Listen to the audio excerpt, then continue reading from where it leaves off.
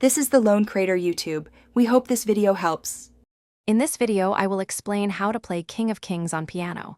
We'll begin by understanding the foundational elements. The song is commonly played in the key of G major, so we'll focus on the primary chords, G, C, D, and E minor.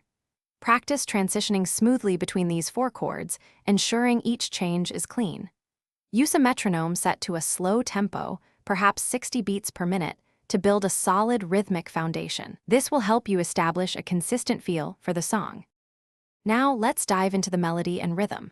The right hand typically carries the main melody, often beginning on the note D. The song is usually in 4/4 time, meaning there are 4 beats per measure. Practice the melody slowly, perhaps at 80 beats per minute, focusing on accuracy for each note. Once comfortable, begin coordinating both hands, playing the chords with your left hand while your right hand plays the melody. This synchronization is crucial for a cohesive sound.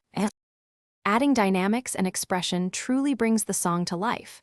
Vary your touch to create dynamic contrast, playing some sections softly, perhaps mezzo piano, and others more powerfully, like forte. Utilize the sustain pedal to connect phrases smoothly, but avoid over-pedaling to maintain clarity. Emphasize key melodic notes to convey the song's emotional depth. Listening to various recordings will help you internalize the song's feel and interpret it with your own unique expression. Consistent practice is key to mastering King of Kings. Aim for regular, short, focused sessions, perhaps 15 to 20 minutes daily, rather than one long session weekly. If you encounter a difficult section, break it down into smaller, manageable parts and practice them separately. For a richer sound, experiment with different chord voicings. You might also consider adding simple arpeggios to your left-hand accompaniment, which can create a fuller and more flowing texture. Thanks for watching. Consider subscribing if we helped you.